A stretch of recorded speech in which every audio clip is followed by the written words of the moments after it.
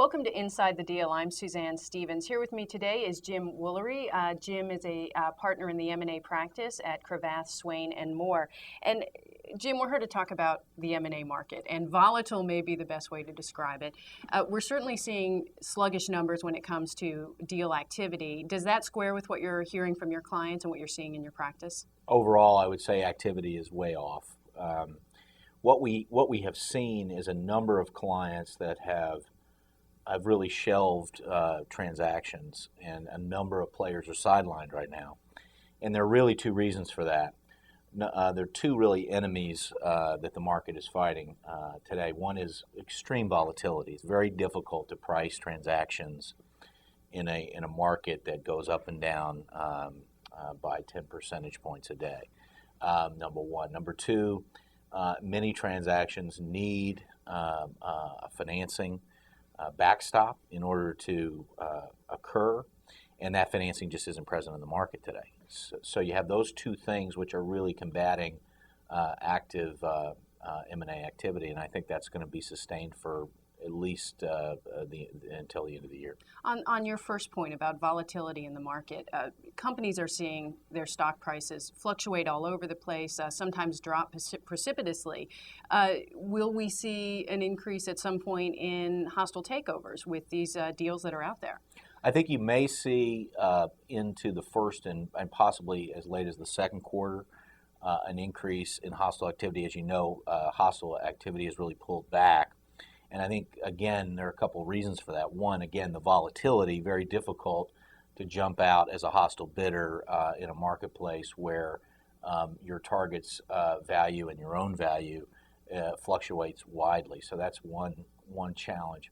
I think the other is with the uncertainty around transacting and the time involved. Again, many hostile bids take time to accomplish because you've got to get over. You got to be prepared to go for a long distance to be a winner, and nobody wants to launch a hostile bid and fail. So you're taking on a great deal of uncertainty as it relates to the timeline.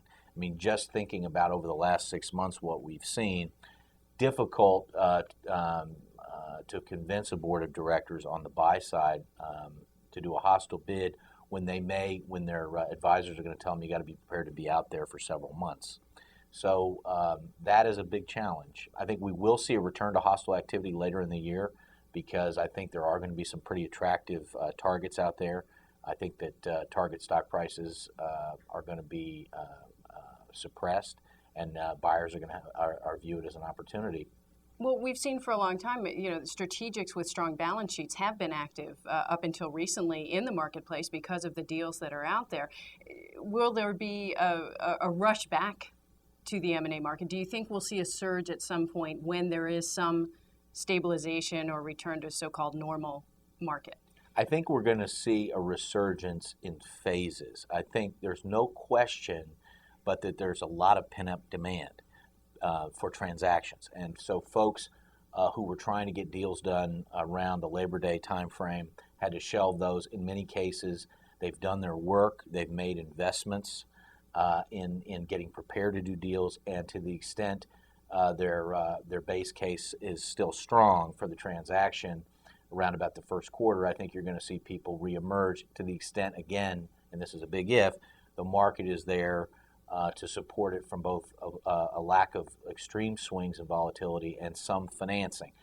We've seen some forced marriages in the financial services industry, Right. Some banks coming together because they've had to. I wonder if we're going to see that in other industries. We've seen Constellation Energy agreeing to be bought by Warren Buffett's Mid-American, for one example. Right. Companies seeing that they better act now or it's only going to get worse.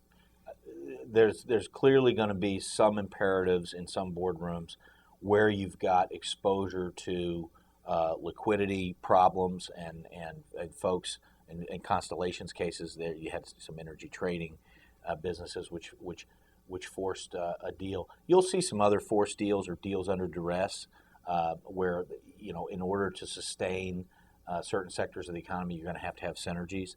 Obviously, the automotive industry is an area where you may see some activity. I think that that will happen. It won't be the same as the government coming in and making deals happen.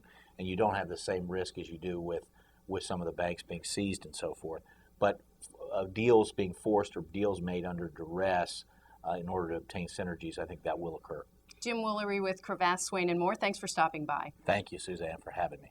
I'm Suzanne Stevens. This has been Inside the Deal. Be sure to check out our story in the current issue of the Deal News Weekly on the M&A market and where it might be headed. Thanks for watching.